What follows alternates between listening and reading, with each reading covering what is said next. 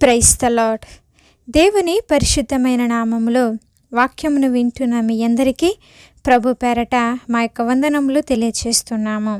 ఈరోజు దేవుని వాగ్దానము, మీ ప్రయాసము ప్రభువునందు వ్యర్థము కాదు. 1 కొరింథీయులకు రాసిన పత్రిక 15వ అధ్యాయము 58వ వచనము.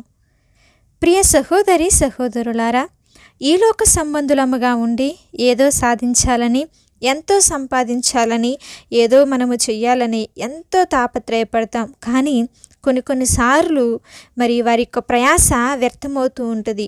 ఒకవేళ ఎంత ప్రయాసపడినా సరే అది జీవితంలో జరగవచ్చు, జరగకపోవచ్చు.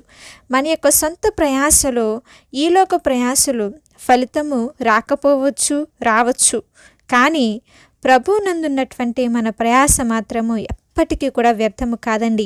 అందుకే వాక్యము సెలవిస్తుంది, ప్రయాసపడి భారం మోస్తున్న సమస్త జనులారా నా యొద్దకు రండి, నేను మీకు విశ్రాంతిని కలుగచేతును అని. ఈలోక ప్రయాస వ్యర్థమండి. అది మన జీవితంలో ఉండవచ్చు. మనం ప్రయాసపడిన దానికి ఫలితం పొందుకోవచ్చు. కానీ మనం ఎప్పుడైతే ప్రభునందు ప్రయాసపడతామో, ఆయన యొక్క పరిచర్యలు, ఆయన యొక్క వాక్యములు, ఆయన యొక్క సన్నిధిలో మనం ఎప్పుడైతే ప్రయాసపడతామో అది ఎప్పటికీ కూడా వ్యర్థము కాదు.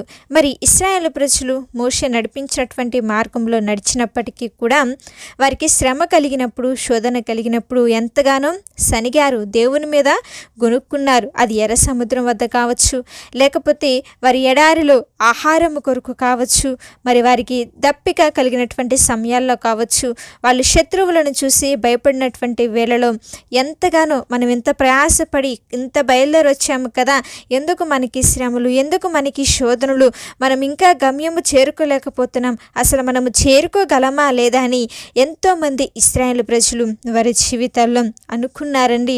కానీ వాక్యము సెలవిస్తుంది తెలుసా, ప్రభునందు మన ప్రయాస మాత్రమంట ఎప్పటికీ కూడా వ్యర్థము కాదు.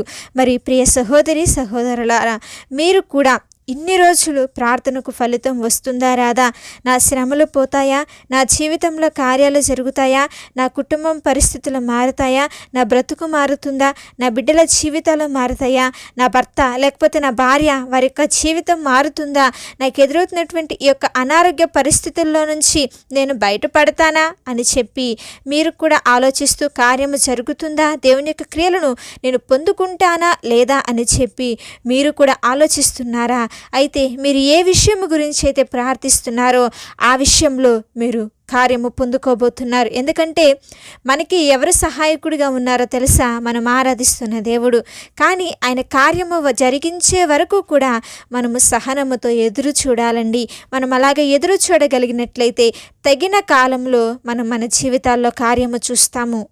అది ఏ పరిస్థితి అయినా, ఏ విషయమైనా, కుటుంబ విషయాలైనా, ఉద్యోగ విషయాలైనా, పరిచర్యలో అయినా, అనారోగ్య పరిస్థితులైనా, మరి వీటన్నిటిలో కూడా విశ్వాసముతో మనము కనిపెట్టుకొని ఎదురు చూడాలి.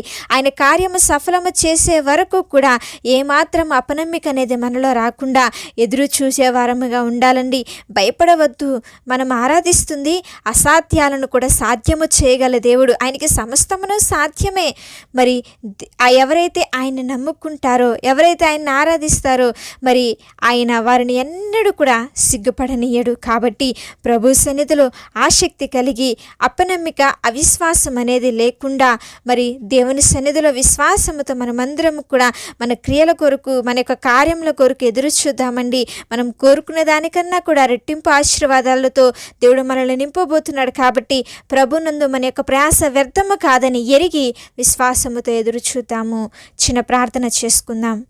మహాపరిశుద్ధుడా, దయగలిగిన మా తండ్రి, ప్రేమపూర్ణుడా, కృపగలిగిన దేవా, శ్రేష్టమైన నామమును బట్టి మీకు స్తోత్రములు. మీ ప్రయాసము ప్రభునందు వ్యర్థము కాదని వాక్యము చేత మాతో మాట్లాడి మమ్మల్ని బలపరిచినందుకు మీకు వందనాలు. అవును తండ్రి, మేము మా యొక్క బ్రతుకును ఎంతో ప్రయాసముతో, భారముతో నా తండ్రి నాన్న వెలుచుండగా మా బ్రతుకుల్లో నా తండ్రి చీకటి అయినటువంటి మా బ్రతుకుల్లో వెలుగులుగా ఉదయించిన విధానం బట్టి మీకు స్తోత్రములు చెల్లిస్తున్నాం. మా యొక్క ప్రతి భారమును తీసివేసి నా తండ్రి మా యొక్క ప్రతి ప్రార్థనలకు జవాబులను మీరు అనుగ్రహించమని ప్రార్థిస్తున్నామయ్యా. ఎంతమంది అయితే వాక్యం వింటున్నారో వారందరి పట్ల మీకు క్రియలను జరిగించి మీ కృపతో నింపి నడిపించి బలపరిచి ఆశీర్వదించమని యేసుక్రీస్తు వారి పేరట అడిగి వేడుకొని ప్రార్థిస్తున్నాము తండ్రి. ఆమేన్. అలాగే మీ యొక్క ప్రార్థన అవసరతలు మాకు తెలియచేసిన యెడల మేమందరం కూడా మీ గురించి ప్రార్థన చేస్తాము.